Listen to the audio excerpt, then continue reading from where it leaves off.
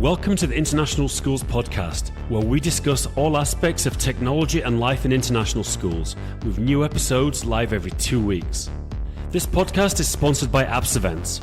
We're a Google for Education partner and active since the launch of Google Apps for Education in 2006. We're a team of former educators and all experts in helping schools integrate Google into their schools and their classrooms. All training is customized for each school and we make sure it has a lasting impact. Literally thousands of educators worldwide have earned their Google Educator certification with us with our certification boot camps, and these take place every month and get your staff certified quickly. We also host Google Summits, which are fun 2-day conference-style events with concurrent sessions and keynotes delivered by experienced Google trainers, teaching on a broad range of topics using G Suite both in the classroom and in the school. Check it out over at appsevents.com, and we can bring any of these events to your school, which is an amazing way to build a Google community amongst your staff to support each other, plus to increase the profile of yourself and your school. The podcast is also brought to you by ACER for Education. People ask us what Chromebooks we recommend for schools, and after trying them all quite literally, we always recommend ACER. We've been to ACER headquarters in Taiwan to be part of product discussions, and they're genuinely the best thought out, most cost effective, and most importantly durable devices out there. They're always innovating, including the first tablet running Chrome and the first convertible touchscreen Chromebook. The latest version of this is a Spin 11, which has a stylus and 2 cameras, and we highly recommend it for schools. They of course have a full range of Windows laptops, and for esports fans, their Predator range is second to none. If you'd like more information, please just leave your email over at gg.gg/ACER Education. That's gg.gg/ACER Education, and we'll get right back to you. And now, on to the interview. Hello and welcome to the International Schools Podcast. Delighted to be recording the first episode with my good friend John Mikton. I'm recording this from Prague, from the Apps Events HQ. It's beautiful sunny weather. We're recording this on Monday the 3rd of July. The weather kind of changed, and we actually had a big brunch and a big party yesterday at the house, which was nice. So John is on the line from Luxembourg. And what's the weather like in Luxembourg right now? Hot and muggy. Right. I guess if you're in the inner city, being hot is not always as enjoyable. Because we're in the countryside now where we live, Now, I actually appreciate the heat more than when I was living in Prague. Yeah, I bet. No. It looks like it's going to storm, and we had 30 degrees this weekend. So I think everybody's just waiting for the skies to break open. Great. So just as an introduction, I've known John, I think we figured out it was since 2010. 2010 was the first time we met. It's now 2019, so 9 years. And I met John when he was teaching in Prague at International School of Prague, and we ran together the first ever Google Education conference, or we called it a summit in Europe, the first ever one in Europe. There was a few in the US, nothing outside, which was great. But actually before that, we did a Google Workshop for Educators, a smaller event, which was the really first event.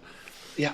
And then since then, John's been in Switzerland and Luxembourg. But I want to just get to a bit just John's background, because for me it's fascinating. John's had the proper the old school international school teacher educator experience. So John, do you want to go through a bit of how you got started working for schools and where your travels have taken you? Yeah. So I originally started in the advertising industry. I worked for television and newspapers in the United States, and then was working in Japan.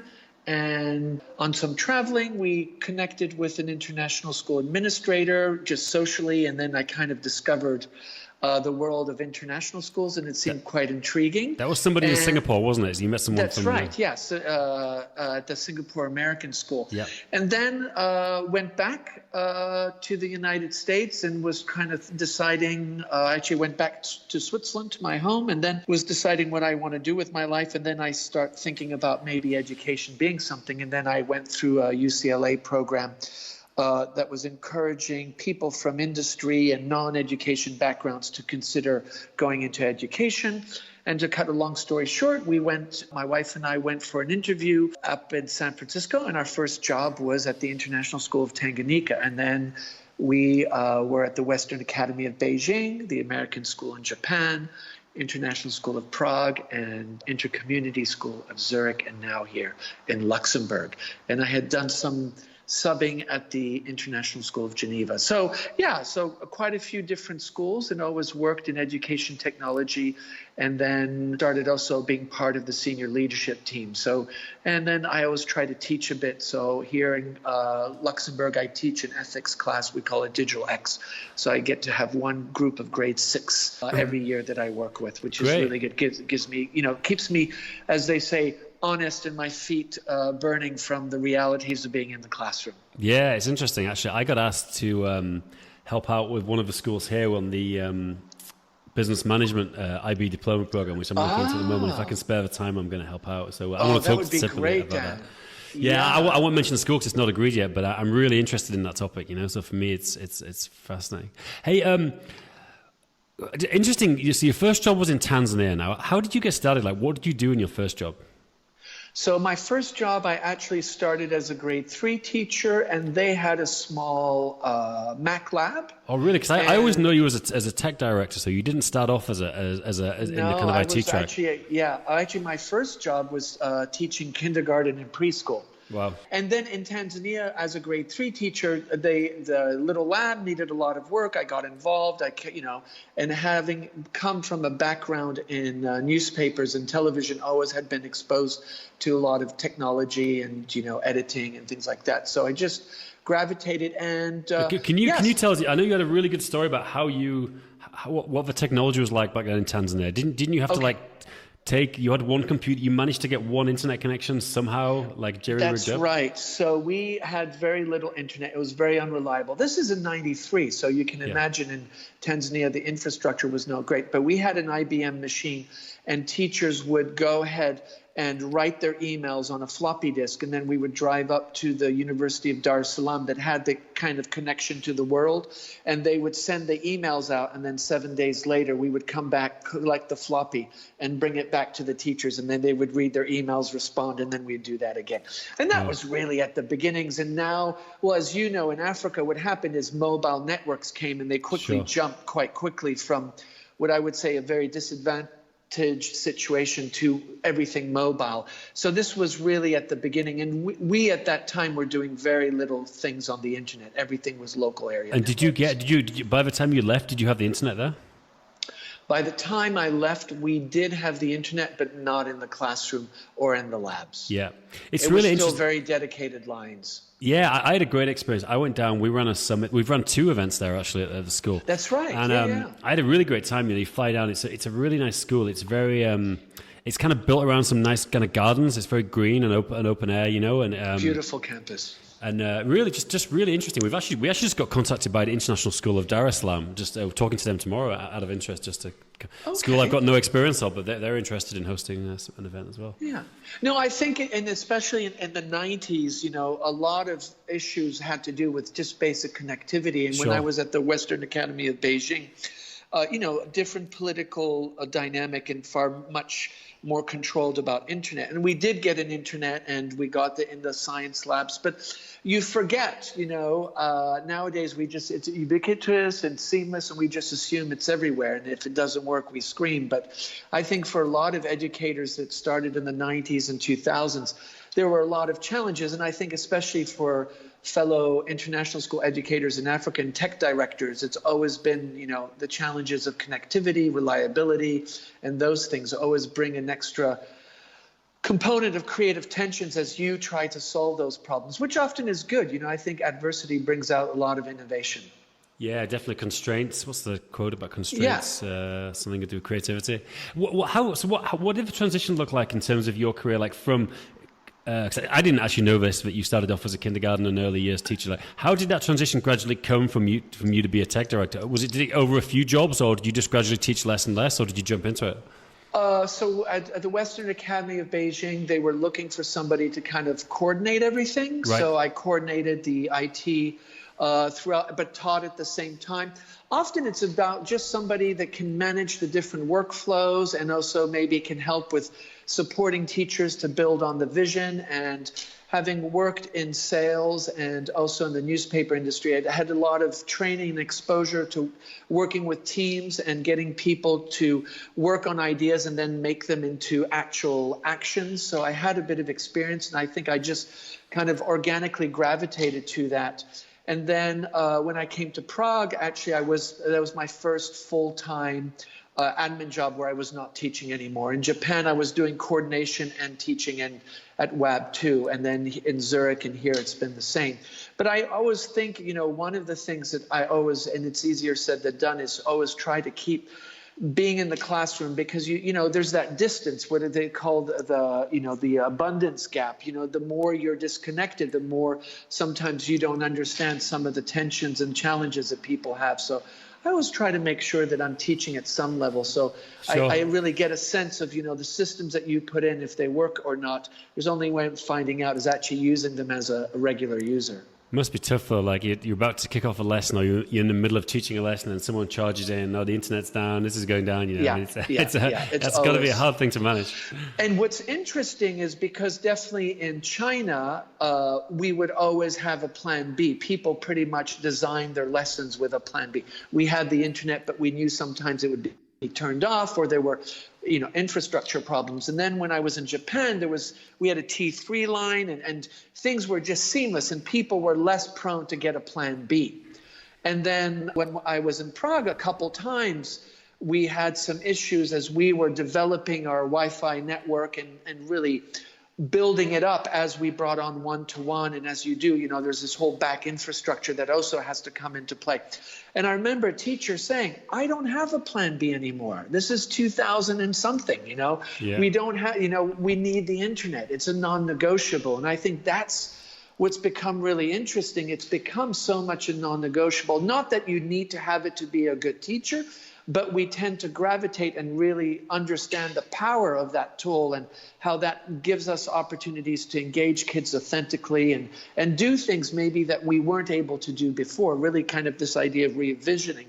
So I think it's interesting that people now just assume, and when it doesn't work, it's far bigger issue. Maybe you have less resilience for it not working. I mean, I think it's like modern life, isn't it? People just freak out if they haven't got internet. But people freak out about, I think, you know what, this is a bigger picture of like, you can see in the Western world now, things are sort of so convenient, but if people don't get there, like if their Uber's 2 minutes late, they're just freaking out. And if like their Starbucks, isn't quite right, they're freaking out. And it's like all these like amazing things that 10 years ago you didn't have, which are now like, they stress you out when you don't come. It's kind of some dichotomy of like modern life when everything becomes more convenient. People get more annoyed when it's not there, Yeah, Barry Schwartz from Harvard says it's the paradox of choice. We have too much choice, and we just expect it now. And it's, you go to your hotel and they say the Wi-Fi's down. It's like somebody has just tried to murder you or something, And now you even hear of resorts where you pay a premium so you don't get Wi-Fi, so you're really disconnected. I mean, that's how kind of the absurdity of things have come about, is that you pay extra not to be connected. Yeah, the digital detox. It's funny, every time I'm so connected all the time, and every time I get on a long flight, I actually love the fact there's no internet. I mean, I hate this idea of Wi-Fi on planes, because that's the time I can read, watch a film,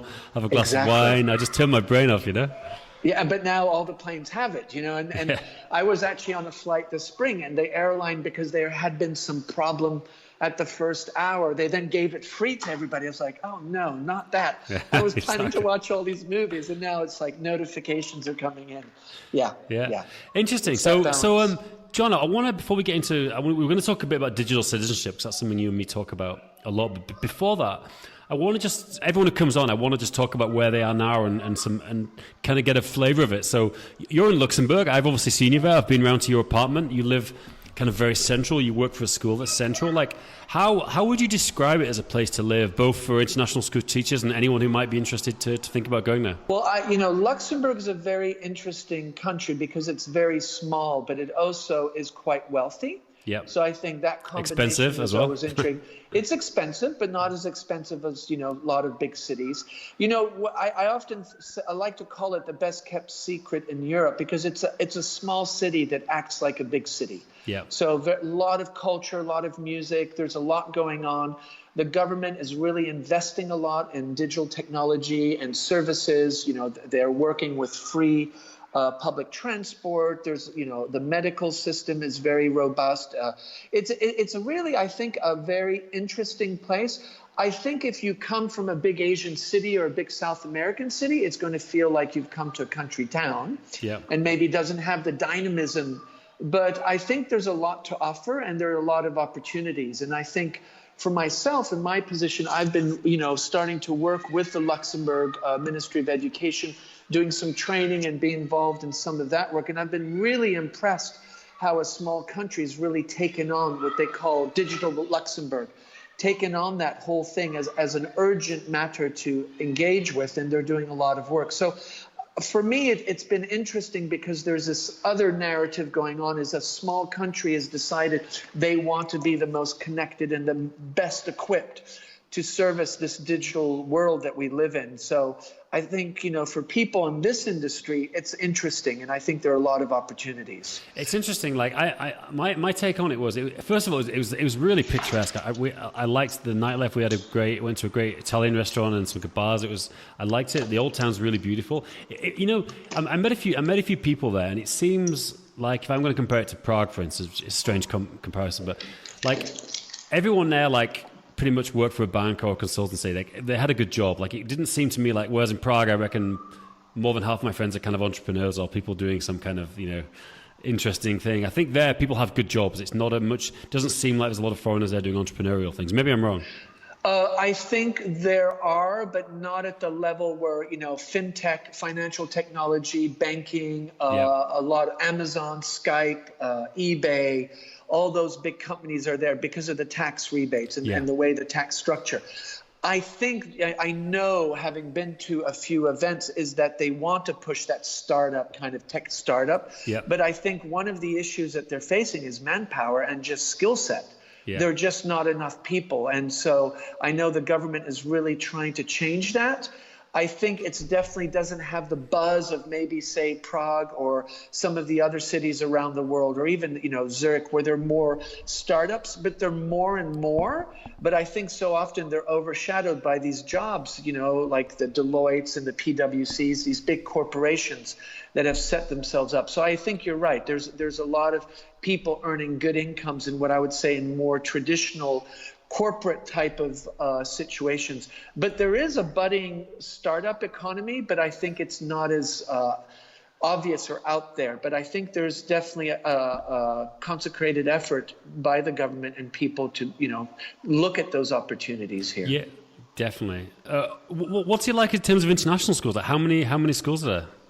So there are two St. George's, which is based on the British curriculum, and the International School of Luxembourg, which is our school, which is based on the IB and IGCSE. What's interesting is the Luxembourg government is starting to open its own English-speaking PYP, MYP, and IB schools in the public school system, because they understand, because there's such a large influx of expatriates and companies that are trying to make it attractive for people to move here, they started opening. And so ironically, some of our competition is international schools, but in the public school system, which is interesting because the public school system is free. Yep. So that's a different dynamic for an international school like ourselves. It's paying to have that kind of creative tension of other schools being there. Yeah. What's it like in terms of the social life for people working at schools? Is it one of these cases where people kind of socialize within the kind of context at their own school pretty much, or is there much of a case of people getting out and meeting each other? I think, because it's so easy and people live in apartments and not in compounds, and it's pretty much, very infrastructure, administration, all those things that often can take time in a different context. say if you're in Africa or in Asia, where maybe there's a bigger language barrier or the infrastructure, the administration is more complicated. People tend to make their own lives in the local communities here. Yeah. So I think in the school, it's not, I remember in Tanzania, we all lived in a compound, and in China too. And there was a really strong kind of social network within the school because that was it. So I think here it's much more people go and get involved in local community, because in Luxembourg, everybody speaks English, French, and German in Luxembourg. So I don't think there are as many challenges sometimes to find your own little space to have your own social life. Fascinating. So what about you, John? Do you think you will ever head back to Asia or Africa, or you think you're going to stay in Europe now? I have no idea. But right now I'm in Europe and I'm really enjoying it. And having been in Asia for 14 years, this was just a good time to come back. Yeah. And I'm really enjoying being part of this, the European community of international schools. And I'm it's more the job than the location. I always, when people say, oh, I want to go to this country and teach, I always say, pick the school first. It's move for the school, not the country. Because you're going to spend more time in the school than in the country. That's exactly right. I think that's a great point. Now, Asia for me, I mean, as you know, I'm a huge Asia fan. I'm actually, I don't know if I've told you, I've got this plan. I really want my son to learn Chinese. We're going to have 2 months out there this year. And I'm even thinking of spending a year or two out in Taiwan. I've got some great friends there. It's a beautiful country, Mandarin speaking, and he could go to preschool there before he goes to regular school. I don't know. It's just an idea now, but my wife's quite into the plan. Mandarin would not be a bad thing. Yeah, well, it's going to be. I mean, we're entering. There was a really good Economist article a couple of weeks ago about sometime in the next 10, 15 years, we're already entering the Asian century. I mean, and this kind of current blip in U.S.-China relations is just a blip. It's inevitable, that it's going to happen. Yeah, and I think the sustainability of the Chinese model is much stronger than what maybe America is facing right now with the polarization. And the reality is it's 1 billion people. That's a huge market. So it's absolutely fascinating. And I think it's interesting because a lot of international schools, obviously the bigger market where the growth is, as you and I have actually talked previously, is the Asian schools are just growing, and so is the Middle East. And I'm not seeing many new international schools being built in Europe. No, for me, it's all Asia and the Middle East, and I've noted I saw like 2 or 3 more. There's a very popular model now of English public schools, which are basically private schools, kind of doing like a franchise model. And like Harrow and Dulwich. Yeah. Exactly, Harrow and Dulwich, they've been there for a while, but there's a few others. I saw in Bangkok, King's College School, Wimbledon's just opening. I know there's Shrewsbury School, loads of them, and they're all doing. And the way it seems to work is an interesting model of whereas like a local businessman will kind of effectively buy the rights to operate the school, and they'll have to do it to the same standard as a school in the UK, and there's a lot of restrictions. But essentially, it's. So I was curious who's behind Harrow School, and it's a local entrepreneur, and he's doing I think it's Shanghai and Bangkok and another place. So really interesting, and that seems to be the predominant, like how a lot of these schools are growing right now out there. Yeah, and another interesting thing is a lot of the growth is in the for-profit model more than the non-profit, which is the situation of my current school, and all the schools that I've worked in that I mentioned are always non-profit. Yeah, well, I guess when you started, that's what an international school was, wasn't it? It was a non-profit. And now it's like 70% of international schools are for-profit now. Really? Yeah. Wow, that's a huge number. And that's an interesting dynamic, because I think sometimes the focus and the pressures are very different than from a non-profit. Yeah, it really, I've worked with both, and sometimes it's difficult to tell, If you get a good management team in the school, it's often you wouldn't know, but it's a fascinating topic. But John, we want to talk a bit about digital citizenship today. That's a topic we talk about a lot, and a topic a lot about. You're always kind of my go-to person on the topic. So I guess kicking off, like, why is it important? And I guess maybe could we start off, like, could you define like how you see what is digital citizenship? People that maybe don't know. Yeah, I think digital citizenship is kind of the ethical responsibilities associated with using devices and social media and the internet. And, if you take the word digital away and citizenship, many things that you're engaging with and trying to build capacity with kids is very similar, being respectful, being kind, being, not abusing the tool, also making sure if somebody else writes a story that you honor the copyright. It's all those things that we would expect to happen in a non-digital world kind of transform to the digital.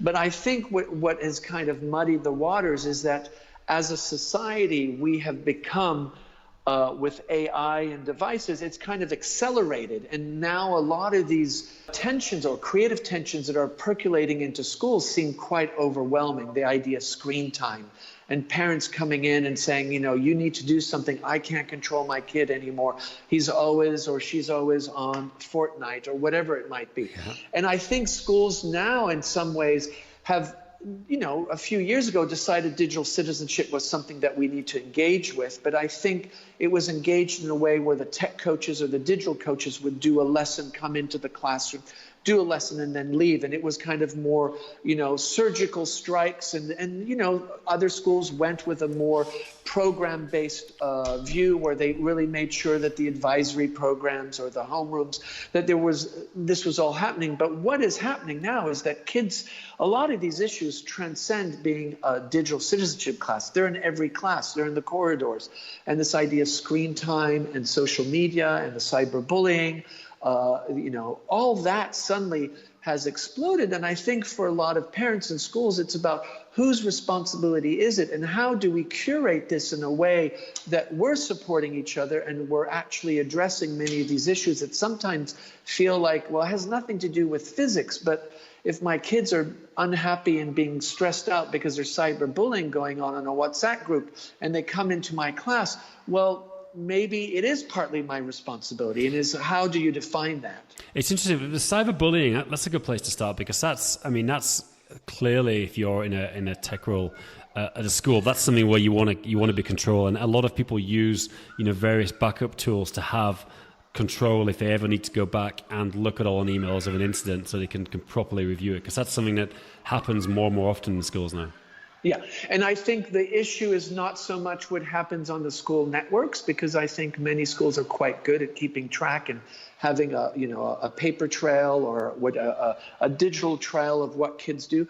It's when they come in with their phones and they have a 4G and they do the WhatsApp or Snapchat, and that kind of behavior is taking place outside of school, but it's become a gray zone because they're on the school bus or during an activity. And now this all bleeds into each other. And then who really picks up the responsibility, and how do you work as a school to support parents? And also, where do you get involved and when do you stop? And I think what we're discovering is that it's really a relationship and a tight collaboration between the home, the school, and the students. And how does that work from your side? Because I presume you would get involved at the point when some student would report it, someone was doing something on WhatsApp on the school bus. I guess at that point, once it's been reported, someone from the school has to kind of investigate it. They do, but so often what happens is you get an email from a parent. They say, "Oh, my kids were at a sleepover, and now they're on WhatsApp, and there was this bad behavior. Here's some screenshots." And the school's thinking, "Okay, am I now monitoring screen time and sleepovers?" Yeah. It's that. I don't think we've worked that out, and that's really for schools to decide strategically and philosophically where they stand. But I think for us in our current situation, we've really started to work. We have a Digital Life program, which is a parent workshop program. We're in our second year, where we do 8 two-hour sessions over the year where we're doing a lot of hands-on activities. My digital coaches come in and show lessons that we're doing in class. And we've had our leadership team have an open forum with the parents about screen time.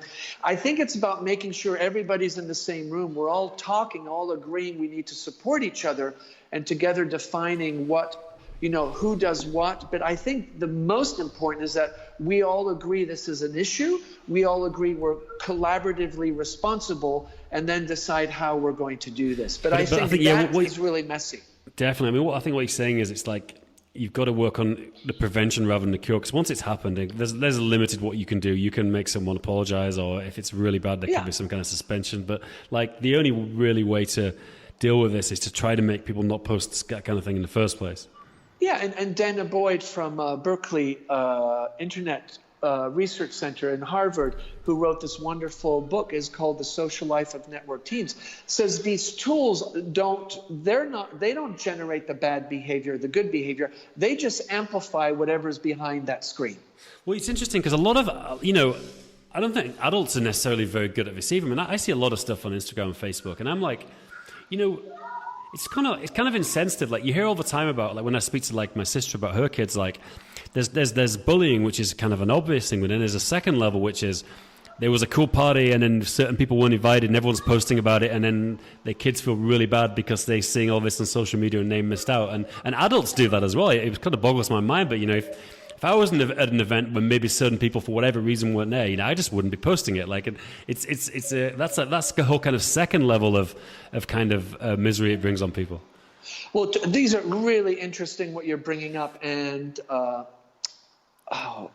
Cyber Effect is a book, and the author, Mary Aiken is her name, and she's a forensic psychiatrist and specializes in the digital world.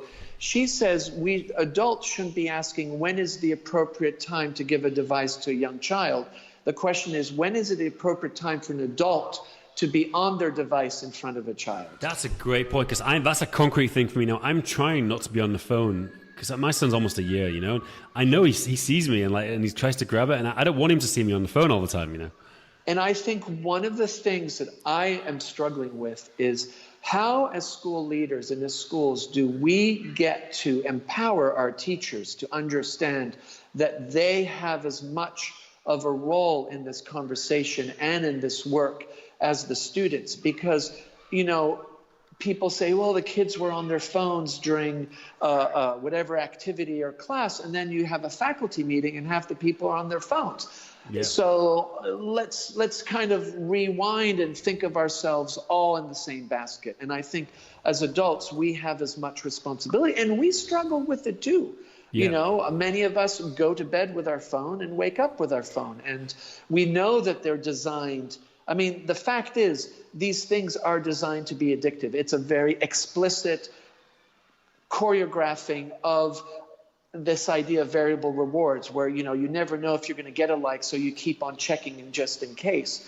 And I think this is really the challenge for schools, it's a collective responsibility. And what do we do to support teachers in giving them the professional development, the tools, and make sure that we're all invested in this? Because it's the fact is, these things aren't going to go away. It's and it's interesting about the likes thing you mentioned, because, like, if you look at what people say and how they behave, if you take my friends, it's two very different things. Because everyone says, "Oh, I don't care about likes. I look down on these people." But if you look at how they behave and how I'm as guilty as everyone of this. You make a post, it gets a lot of likes. You feel good about it. Oh, cool! I made some content. Everyone likes this. You look at the likes coming in, and you think it's great. But if you hear people talk, it's like they're very zen. They don't care about it. But it's just not true. Yeah, I mean, and I think also when you post and you get no likes, suddenly you're thinking, shit, sorry, yeah, exactly. Should be swearing on the podcast.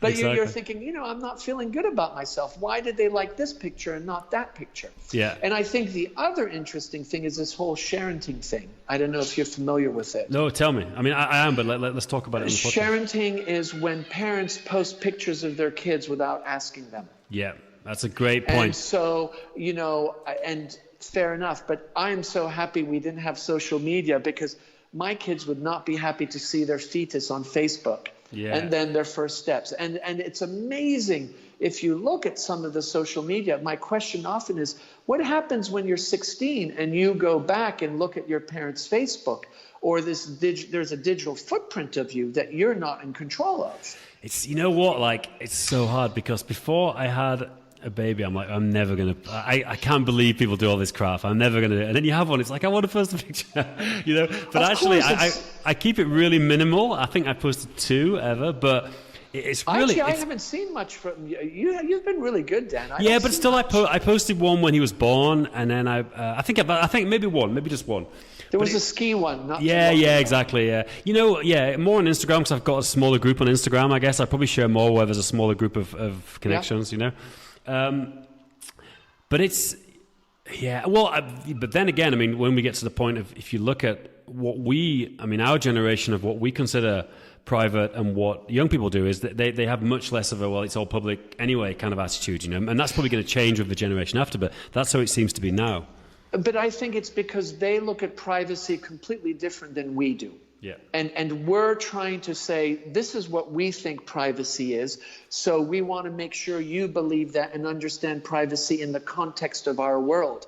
And I know that my daughter and son, who are in their 20s, they don't think of privacy like I do. Yeah. And they have their Instagram account, and then they have the other Instagram account, and they have Facebook for grandma and grandpa and mom and dad, but they have this other venue that is only for their very close. So I think, we often are challenged, and we look at kids like they don't understand privacy. I think we have to understand that their point of reference is different, and what can we do to better understand that point of reference and contextualize it as we engage with them and the idea of privacy. And I mean, I think there are two levels of privacy. There's the privacy on social media, the Instagram, the Snapback. Then there's the whole privacy with the surveillance economy and the surveillance, cameras, and what happens when governments, and we see, if you just read the newspapers, you see what happens in China with Xinjiang and those areas. And there's even a terrible story now in Brooklyn where this building is being gentrified, and the African-American residents were singled out as being filmed and asked to sign a disclosure so they could put cameras in the hallways. So it becomes very complex and very 1984-ish. And I think that is a far more bigger issue that we should be addressing with kids than the fact that they've posted a stupid picture on Facebook. Well, I mean, the China social credit, I don't know how much you've been following, that's straight out Amazing. of 1984. And that's live. I mean, that's running now, You can't get on a flight if you have a certain ranking, certain low social credit score. It's like boggles the mind. It's sobering. And this year, during Chinese New Year, 23 million people were not able to take high-speed trains or flights because of their social credits. Yeah, it's it's interesting though. Some European countries have similar things. I remember I lived in Holland back in, when was it? Year 2000, and we were getting to Schiphol Airport. We went in, and I went back in those days. You had a passport check. They checked you on the way out. They don't do it anymore. And the guy, my name popped up on the computer, and the guy was like, "Oh, you've got an outstanding electricity bill." And I was like, "Really?" And he's like, "Yeah, you." And I'm like, "Okay." And he's like, "Well, you've got to go and pay it, or you can't get on the flight." So even in Holland, even back then, if you had somehow certain utilities and local councils were linked in. I don't know if you knew this. Were linked into the airport, and they wouldn't let you on the plane unless you paid it. That's pretty intense at that level already, isn't it? Yeah, and this is 19 years ago, It's maybe I was just really unlucky. I don't know. So I think what you're talking about, Dan, is maybe the new level of digital citizenship. It's more a collective understanding that fundamental rights and this idea of free will, where you decide when you get to do things and not, and who gets to see what. And the General Data Protection Regulation in Europe has kind of been addressing that. But for me, that's what we should be talking to kids about, because they're going to go into jobs where they're going to be programming AI. They're going to be working in environments where they're making ethical decisions with third-party machines. And so I think, the cyberbullying, the copyright are important, but I think there's even a bigger issue is this idea of the surveillance economy. And if I just make one thing, I think what we often do is we make the assumption that the kids are digital natives. Yeah. And they are natives, but what I always like to say, they're good digital consumers. Sure. They're very good at consuming it. But ask a kid to take their iPhone apart, or even an adult, and know how it works. I think that's where we have more experience and wisdom. And I always try to explain to teachers as we're working with the team, the digital coaches and myself, is that you have that wisdom, you have that balance, you have that perspective. Kids don't have that. They have the consumption, but you bring something that they don't have and they will never have. That's your wisdom and knowledge and being the teacher, and about balance and ethics and good morals and being nice to somebody and knowing how to balance things. I think that's why digital citizenship is still important, because these kids, in my view, are excellent consumers, but I'm not sure they have the capacity pedagogically and age-wise to really digest that and be able to turn around with concrete strategies. I think teachers have that role still critical. Definitely. The role is interesting. And it's come back to what you said about the, a lot of students are actually consumers. They don't know as much as we think technically. It's interesting. If I think back to say growing up, like my dad and pretty much all my friends' dads, I'm sure Dad was the same. He could fix anything on the car. He'd have it up on blocks. He'd be changing the clutch. He could fix anything in the house. He could build furniture. He could do all these things. Like by the time he got to me, I can't do any of that. Like, it's embarrassing, really. But there's a certain group of people I know who can, but most people can't. But I got really into techie stuff. I was coding and I was working, and I was always the guy that could fix computers, and I was always the guy that could do all this sort of stuff. And it was like a whole niche kind of skill I had, which didn't exist in his generation, but the skills he had, I don't know how, so many of my friends have the same experience. I'm not sure how this kind of practical skills kind of got lost in kind of one generation, and then onto the current generation. I'm not sure what's changed again in that, Yeah, and then you hear this whole idea of maker spaces. Let's give the hammers and let them. Well, certain students who want. I mean, there's a subset of students, aren't there, who are into the maker spaces who really can build things. Yeah, but there's also, I think there's a general feeling that we need to bring that back, the hands-on, the tactile, the eye-to-hand coordination. We're definitely, I think, I've talked to a fair amount of preschool teachers. They definitely notice a lot of younger kids, 3 to 4 years old, that, spend a lot of time on the iPad because in some contexts, it's a glorified babysitter. And it's much easier giving the kid the iPad than having them have a tantrum. And, especially on a plane. You see that on the plane. Yeah. Or you go into restaurants, and you see families that, the kids both have iPads. And, okay, I'm not here to judge, it's complicated being a parent. And, of course, there are a lot of things that sometimes the iPad's really nice. But I think, as schools, we need to understand there is a significant shift how the world is going to be, and devices and artificial intelligence and this idea of curation and surveillance. All those things are really important topics, and I think we need to understand there's a certain urgency in what can we do as schools to make that part of our narrative and our professional development, and making sure teachers feel equipped to be engaging with these ideas and also feel that it connects to what they're able to do. Yeah. Do you teach any, as part of any other subjects, any digital skills kind of classes at your school? So we definitely do some of that. I think that's an area we feel, for a while there were the computer labs, and you went to the computer lab and you had computer time. Yeah. And then suddenly the laptops came about and everything was integrated in the classroom. I think what I'm noticing is some schools are saying, hold on, we need a lab for digital video editing, Logic Pro audio editing, because a lot of that more high-end, in-depth stuff you can't really do in an integrated model with a room of 20 laptops. I mean, you can, of course, engage with it and try to do it, but I think now there's a bit of a balance. Where are those digital skills like programming, coding?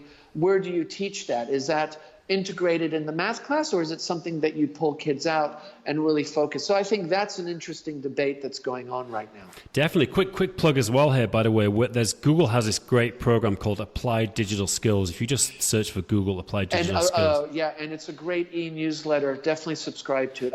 It's fantastic. And I don't know if I've mentioned this, John. So we're running a lot of these courses for Google, and basically, if someone's interested, we can come and present the course to your teachers at school completely free. It's like the best deal in the world. So just email me at Dan at appsevents.com, appsevents.com. We're doing it in the UK, but we could do some schools outside. I'm pretty sure we could do that. And we're running these applied digital skills programs. It's a half day. We come in, work with a lot of teachers on teaching these skills, and really, really good program. Excellent. That's great. And I think, that is, again, an example is, for a lot of teachers, it's a busy day and sometimes there's not the space and time. And what can we do to give more space and time for them to, be exposed to these digital skills? Because I know sometimes teachers come in and they have a room full of laptops and they just feel like, wow, how am I going to catch up with everybody? And I think it's not so much catching up, but giving strategies. How do you manage when kids are on devices, and what are some good things to do and not, and what are some protocols you can engage kids with so you feel you have some control over things. And really, like, it's tough to manage at a school level, I think, because every teacher is different. Some teachers will be like, no devices in class, laptops are closed. Some teachers are very relaxed about it.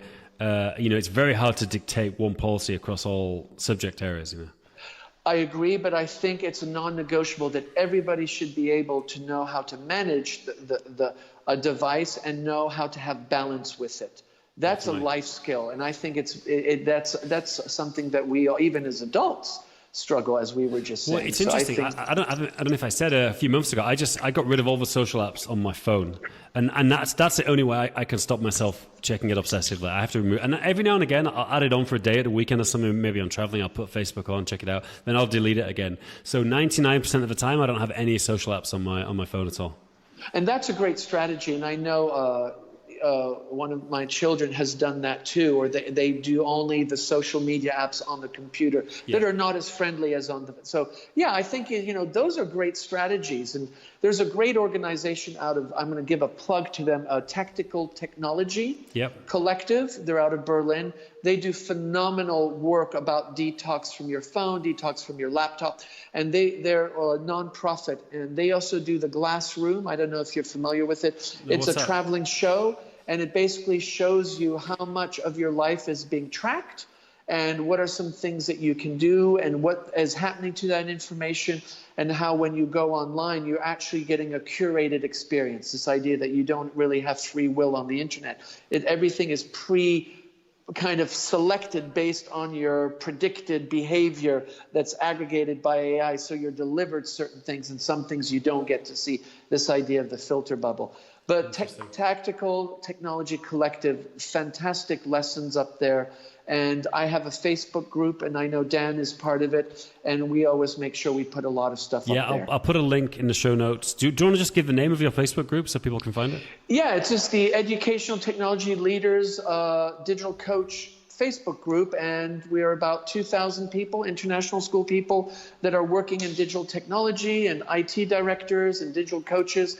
And we share every day just tips and articles, and it's just a great place to come and ask questions and also get resources. Good. So here's a question, John. Let's see if we agree or disagree on this. Do you think coding should be a compulsory subject in schools for certain grades?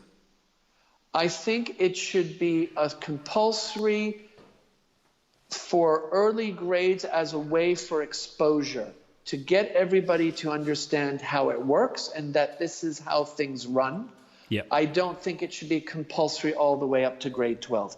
But I think kids need to understand the language that is running their life. Yeah, I'm thinking I'm more or less in agreement, actually. I'm not sure how many years it should be. I mean, obviously there's a limited amount of subjects, but I mean, if you don't understand at least the basics of how operating systems work, how networks work, and how computer code works, like, it might as well be magic goblins inside your iPad, that's running this. Like Exactly. And so the question is, as a society, how much do we want to be critical thinkers and participants in this? Or do we want to just sit on the sideline and just take it all in and say, oh, wow, this is magic, like you said. So I think it's important that definitely in the younger grades, with Scratch and some of the more interactive, and there are a lot of great robot kits, just get kids excited and understand there's a logic and there's a language, and then exposure in middle school, and then have, if you want to do computer programming, go down this track, here's some computer programming classes.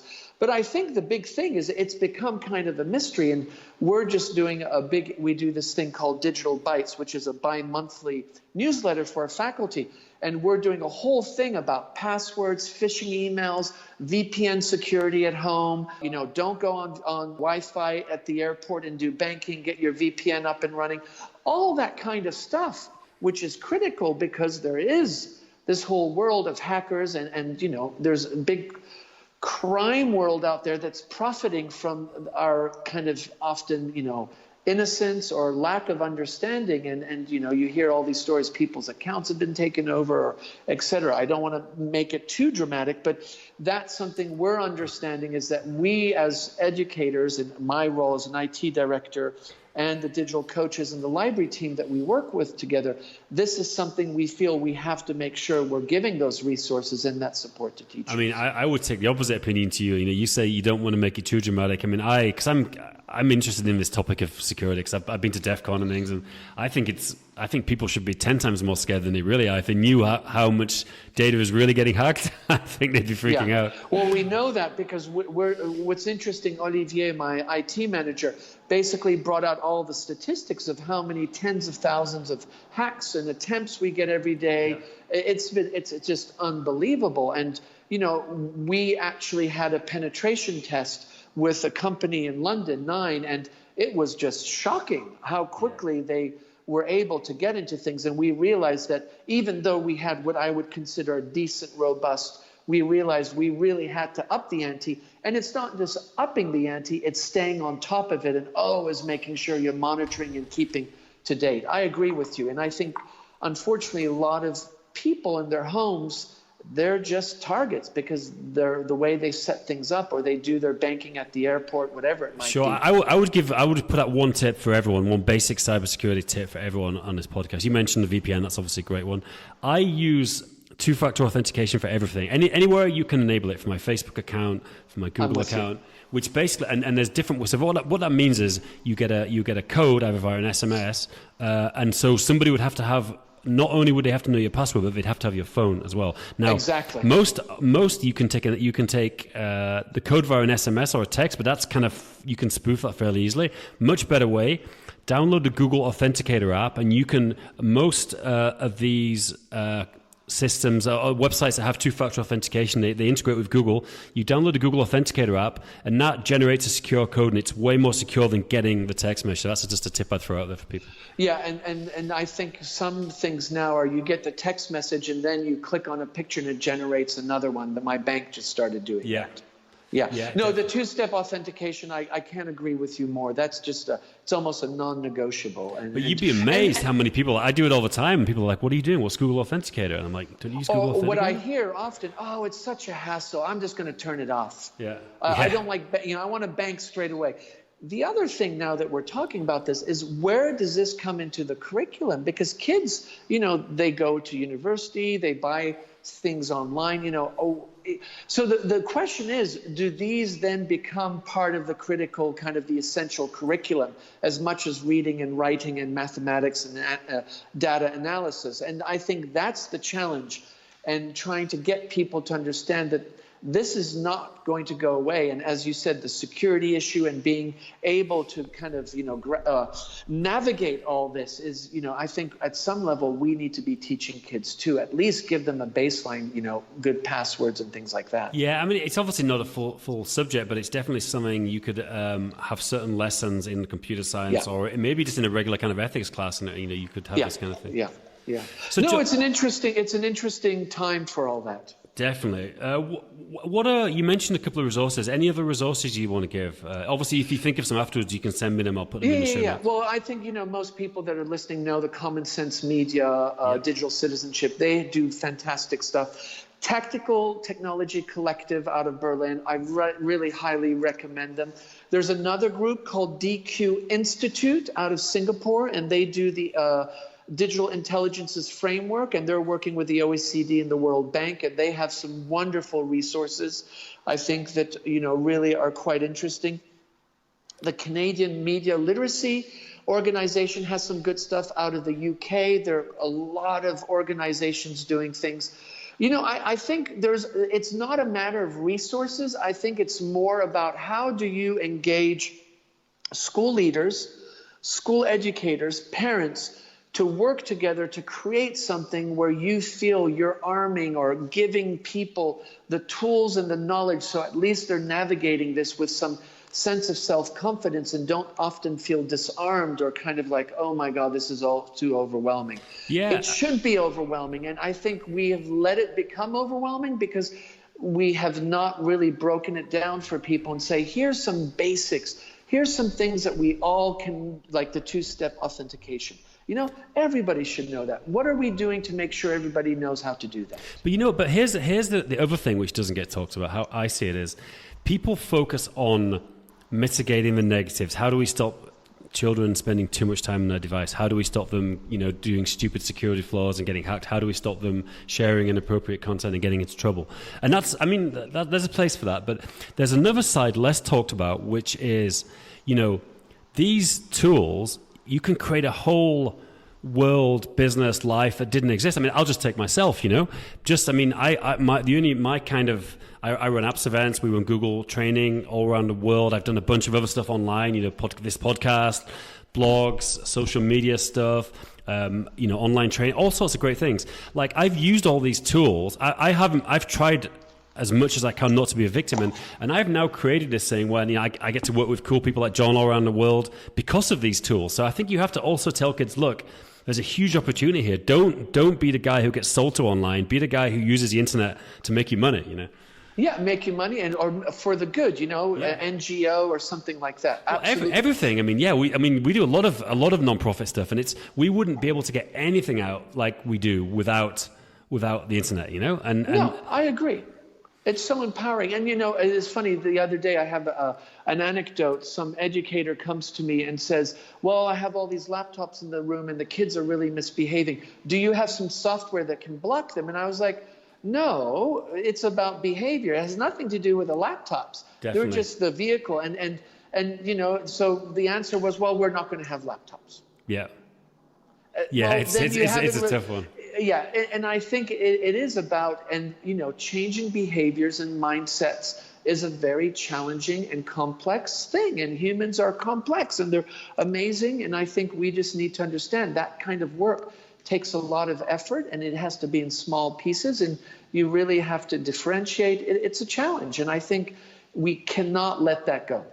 Yeah, and the other thing to stress, I completely agree. On the positive is, I do a session at our events about entrepreneurship for students, which I've just revamped the whole thing, and that really stresses it. Look, children can get going they can be 12, 13, 14. Nobody knows on the internet. They can be running a project that gets worldwide attention. They can be running a business even. They can do all kinds of things. There's tons of kids contributing to open source software projects, which and that's. In the coding world, that's how you build your CV nowadays. You contribute to a bunch of open source projects, you get a name for yourself, and then companies want to hire you, So there's a whole thing, range of things which we couldn't do when we were in school, but they can now, But the important thing is if we just let them go and do that, and we're not part of that conversation about what does it make, what are some good ethics, what are some good beliefs, what's a good strategic vision, how do you make sure you're empathetic to the multicultural environment you're about to launch your product. Definitely. All that has nothing to do with technology, but we have to somehow be able to frame it and engage ourselves as schools and educators to put those things together and say, we're going to do that part and you're going to go and build your YouTube channel or your startup, but we're going to have this very tight collaboration to ensure there's this balance and that we're not creating a world where everybody is, making startups, but there's no ethical bone to it.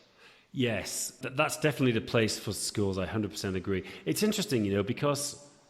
And this is we could have a whole other podcast on this topic. We're almost going into another topic here, Dan. Yeah. I know we're almost up to it. You know what? I'm going to hold my thought for the next conversation. I'm not going to say what I was going to say. If you're interested to find out what it was, drop me an email or comment on the podcast. John, it's been a real pleasure to talk to you. We've gone a half an hour over the time, but it's been great as always. And thanks very much for coming on.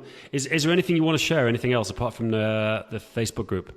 No, I think just, I think digital citizenship is a huge issue. And I think, we as a community of educators need to support each other. Nobody has all the answers. And I think a lot of, conferences and groups like the Facebook group or Twitter, however you can leverage, your own knowledge and share it out. And I think, understand that for teachers, it's something that's a challenge, and we as digital coaches and as IT leaders and school leaders need to make sure we're providing the right venues and the right support to make sure that everybody feels at least empowered to engage with these issues that are not going to go away, and they're complex and they're not easy to deal with.